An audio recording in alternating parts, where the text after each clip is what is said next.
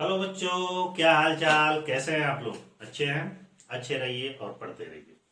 आइए शुरू करते हैं। आज का हमारा सब्जेक्ट है मुद्रा व वित्तीय प्रणाली अर्थात मनी एंड फाइनेंशियल सिस्टम। इसमें पढ़ेंगे हम कैपिटल मार्केट अर्थात पूंजी बाजार। पिछले वीडियो में आप पढ़े थे मुद्रा बाजार और इस वीडियो में है पूंजी बाजार। लेकिन पूंजी बाजार को स्टार्ट करने से पहले मैं चाहूंगा कि जो भी चैनल पर नए हैं चैनल को जरूर सब्सक्राइब करें और बेल आइकन पे ऑल पे सेट कर दें ताकि आगे आने वाला नोटिफिकेशन उन्हें मिल सके। तो आइए स्टार्ट करते हैं वीडियो को। पूंजी बाजार समझिएगा। पहले मुद्रा बाजार के बारे में एक लाइन समझ लीजिए। मुद्रा बाजार का मतलब होता है कि एक ऐसा बाजार जहां केवल अल्पकालीन प्रतिभूतियों का क्रय विक्रय किया जाता है, उसे मुद्रा बाजार कहा जाता है। लेकिन जो पूंजी बाजार है ठीक इसके विपरीत होता है, अर्थात एक ऐसा बाजार जहां पे दीर्घकालीन प्रतिभूतियों में क्या आ जाएगा? अंश आ जाएगा, ऋण पत्र आ जाएगा, बॉन्ड आ जाएगा, ठीक है, का क्रय विक्रय किया जाता है। क्रय विक्रय किया जाता है, उसे क्या कहा जाता है? पूंजी बाजार कहा जाता है। पूंजी बाजार में भी दो तरीके के बाजार होते हैं, एक प्राथमिक बाजार और एक द्वितीयक बाजार। ध्यान दीजिएगा, इसके दो पार्ट, एक होता है प्राथमिक बाजार और एक होता है द्वितीयक बाजार। प्राथमिक बाजार में क्या होता है? जहां पर नई कंपनियों के अंशों ऋण पत्रों का क्रय विक्रय किया जाता है। इसमें क्या किया जाता है कि नई कंपनी के प्रतिभूतियों का क्या किया जाता है? क्रय विक्रय किया जाता है, उसे प्राथमिक बाजार कहा जाता है। द्वितीयक बाजार में क्या होता है? जो हमारे विद्यमान कंपनियां हैं, इनकी जो प्रतिभूतियां हैं, इनका जब क्रय और विक्रय किया जाता है तो उसे द्वितीयक बाजार कहा जाता है। द्वितीयक बाजार में वैसे इसका क्षेत्र काफी विस्तृत होता है। इसमें जितनी भी सरकारी और सरकारी व स्थानीय निकायों वाली सारी कंपनियां होती हैं, ठीक है। और प्राथमिक बाजारों का थोड़ा सा आकार छोटा होता है। इसलिए छोटा होता है कि मार्केट में जो नई कंपनी लॉन्च की है वो उसको पैसे की आवश्यकता है, प्रतिभूतियों का क्रय विक्रय करना चाहती है, अंशों को जारी करना चाहती है, ऋण पत्रों को जारी करना चाहती है, तो वहां पे प्राथमिक बाजार का प्रयोग किया जाता है। इसमें मुख्यतः नियंत्रण देखते होंगे स्टॉक एक्सचेंज के माध्यम से द्वितीय बाजार को किया जाता है, ठीक है। अब आइए आगे चलते हैं कि जो ये मुद्रा बाजार और पूंजी बाजार है। चलिए पहले पूंजी बाजार में ही समझिए। पूंजी बाजार के हमारे क्या इंपॉर्टेंस है, क्या पूंजी बाजार के महत्व हैं, क्या पूंजी बाजार के कार्य। पूंजी बाजार के महत्व या इसी को कार्य भी कहा जाता है। क्या इसके फंक्शन है, कौन कौन सा ये पूंजी बाजार कार्य करता है? पहला करता है कि ये पूंजी की गतिशीलता को बढ़ाता है। क्या करता है? पूंजी की गतिशीलता को बढ़ाने का कार्य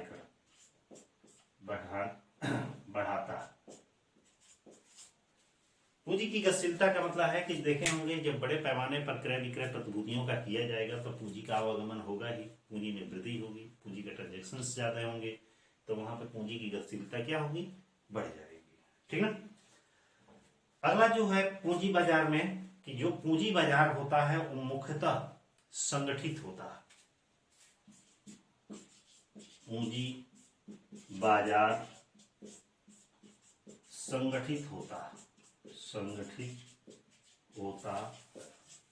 संगठित होने का मतलब है कि एक सिस्टम से, एक नियम से, एक तरीके से, एक किसी संस्था के माध्यम से किया जाता है, इसलिए ये संगठित होता है। पूंजी बाजार से और क्या होता है? बाजार का आर्थिक विकास ज्यादा प्रभावित होता है। पूंजी बाजार से क्या होता है? इससे बाजार का आर्थिक विकास प्रभावित होता है। मतलब इस बाजार से मार्केट का डेवलपमेंट कुछ ज्यादा ही होता है। और इसमें क्या होता है कि देश में मुद्रा का संतुलन, मांग और संतुलन बनाने के लिए पूंजी बाजार ज्यादा ही बेहतर होता है। ये क्या करता है, मुद्रा की मांग व पूर्ति में संतुलन बनाता है। ठीक है, तो इस संक्षिप्त ब्यौरा था आपका पूंजी बाजार के बारे में। प्रश्न भी ये उठता है कि जो हमारी मुद्रा बाजार और पूंजी बाजार है, इसका नियमन कौन करता है और इस पर नियंत्रण कौन करता है। तो एक संस्था है सेबी, नाम सुने होंगे। ये है संस्था SEBI, security exchange board of India. इसको हिंदी में कहा जाता है भारतीय प्रतिभूति विनिमय बोर्ड। ठीक है, भारतीय प्रतिभूति विनिमय बोर्ड कहा जाता है। इस बोर्ड का गठन इसलिए किया गया था, सेबी का गठन सबसे पहले जानिए कि इसको कब किया गया था और किस उद्देश्य से किया गया था। इसकी स्थापना निवेशकों के हितों की सुरक्षा को ध्यान में रखकर, निवेशकों के हितों की सुरक्षा को ध्यान में रखकर इसकी स्थापना की गई थी। इसकी स्थापना कब की गई थी? इसकी स्थापना 12 अप्रैल 1988 में की गई थी। स्थापना की गई थी, लेकिन यह अपने कार्यों का संचालन यह एक अधिनियम के द्वारा इसे वैधानिक दर्जा कब दिया गया? 30 जनवरी 1992 को दिया गया। इसको वैधानिक दर्जा कब प्राप्त हुआ? वैधानिक दर्जा कब प्राप्त हुआ? 30 जनवरी 1992 को इसे वैधानिक दर्जा प्राप्त हुआ। अब प्रश्न है कि इसका मुख्यालय कहाँ है, तो ये भी जान जाइए। इसका जो मुख्यालय है वो मुंबई में है। इसके अलावा इसके कुछ क्षेत्रीय कार्यालय भी हैं। क्षेत्रीय कार्यालय है, वो क्षेत्रीय कार्यालय कहाँ पे है? वो हमारे दिल्ली में है, कलकत्ता में है और चेन्नई में है। ठीक है, यहाँ पे इसके क्षेत्रीय कार्यालय है। प्रश्न ये उठता है कि इस सेबी बाजार के, सेबी का मतलब भारतीय प्रतिभूति विनिमय बोर्ड के कार्य क्या? ध्यान दीजिएगा, बहुत ही इंपॉर्टेंट क्वेश्चन है। सेबी के कार्य, ठीक है, जान गए कि इसकी स्थापना क्यों की गई थी? निवेशकों के हितों की सुरक्षा के लिए की गई थी। सेबी के मुख्य कार्य कौन कौन से हैं? सेबी की स्थापना किस उद्देश्य से की गई? पहला उद्देश्य इसका है निवेशकों के हितों को संरक्षण प्रदान करना। इसका पहला कार्य क्या है? निवेशकों के हितों को संरक्षण प्रदान करना।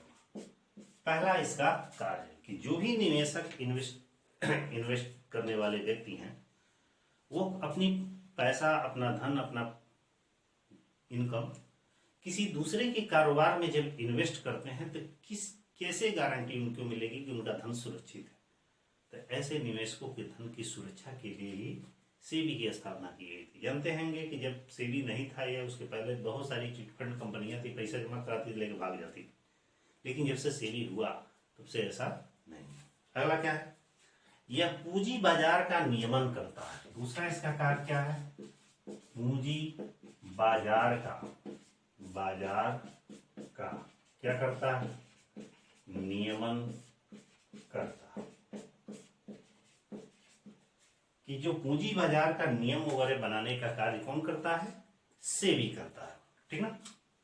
पूंजी बाजार और क्या करता है कि पूंजी बाजार के जो ब्रोकर्स होते हैं, दलाल होते हैं, उनके क्रियाकलापों का नियमन करता है। यह क्या करता है? पूंजी बाजार के ब्रोकर्स के क्रियाकलापों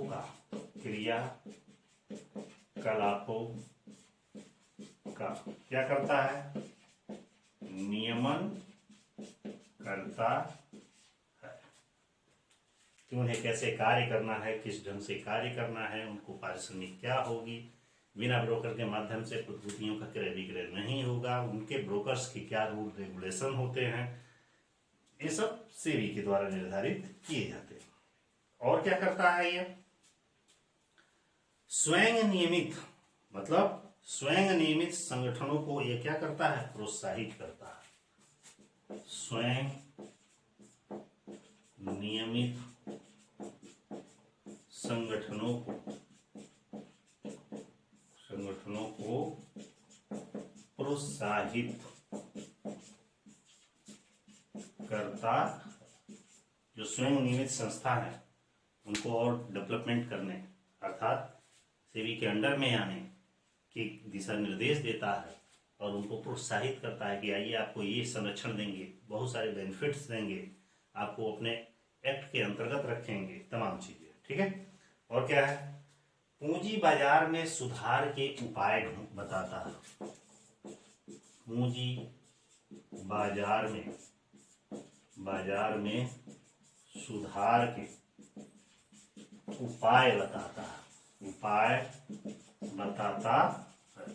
कि पूंजी बाजार में किस तरह से सुधार करना चाहिए, क्या क्या संशोधन करने चाहिए, क्या नया अमेंडमेंट करना चाहिए, इस पर कार्य करता है।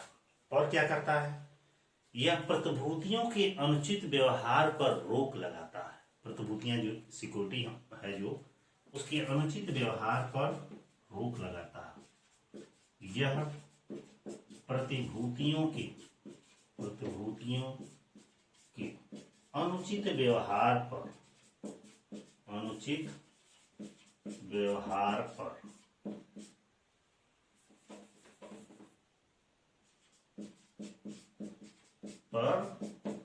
रोक लगाता। यही मुख्य इसके कार्य। प्रश्न एक छोटा सा और यहां पे उत्पन्न होता है कि मुद्रा बाजार और पूंजी बाजार में क्या अंतर है? मुद्रा बाजार एवं पूंजी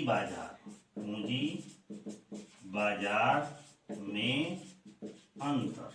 ध्यान दीजिएगा, एक दूसरा ये टॉपिक मान के चलिए हमने दो पार्ट में कर दिया। एक और किया पूंजी बाजार और दूसरे ओर हमने किया मुद्रा बाजार। तो जानते ही हैं पूंजी बाजार मुद्रा बाजार क्या होता है। मुद्रा बाजार जो होता है इसमें अल्पकालीन प्रतिभूतियों का क्रय विक्रय किया जाता है और इसमें दीर्घकालीन प्रतिभूतियों का क्रय विक्रय किया जाता है। नोट कर लीजिएगा, मैं बोल दे रहा हूं आपको।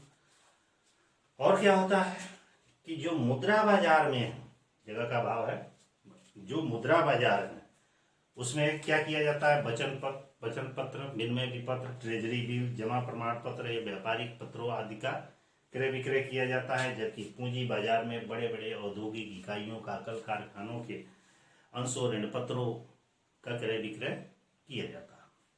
और मुद्रा बाजार और पूंजी बाजार में क्या डिफरेंस है? जो मुद्रा बाजार होता है थोड़ा सा छोटे लेवल का होता है, पूंजी बाजार थोड़ा सा बड़े लेवल का होता है। और क्या होता है कि जो मुद्रा बाजार है उसमें ब्रोकर की, दलाल की कोई विशेष आवश्यकता नहीं है, लेकिन पूंजी बाजार में बिना ब्रोकर का कोई भी कार्य नहीं हो सकता। पूंजी बाजार एक तरह से द्वितीयक बाजार होता है, जबकि मुद्रा बाजार एक तरह से प्राथमिक बाजार होता है। तो ये चार अंतर काफी है आप जानने के लिए। फिलहाल ये पूंजी बाजार का टॉपिक समाप्त हुआ। सेबी के बारे में भी जान गए। इस पर एक सटीक क्वेश्चन बन सकता है कि सेबी क्या है, सेबी के कार्य बताइए। पूंजी बाजार क्या है, इसके कार्य बताइए या महत्व बताइए, या किसने पार्ट में बांटा गया है, या ये भी क्वेश्चन शॉर्ट में बन सकता है कि मुद्रा बाजार और पूंजी बाजार में अंतर स्पष्ट कीजिए। तो इसी के साथ वीडियो में हमारा समाप्त होता है। वीडियो कैसा लगा और लाइक और कमेंट के माध्यम से आप जरूर बताइएगा, और प्रयास करिएगा थोड़ा वीडियो अपने फ्रेंड में भी शेयर कर दें, ताकि इसी तरह कंटिन्यू थोड़ा मनोबल बनता रहेगा, तो कंटिन्यू वीडियो बनाते रहें। ठीक है, फिर नेक्स्ट वीडियो में नेक्स्ट डे मिलते हैं, तब तक के लिए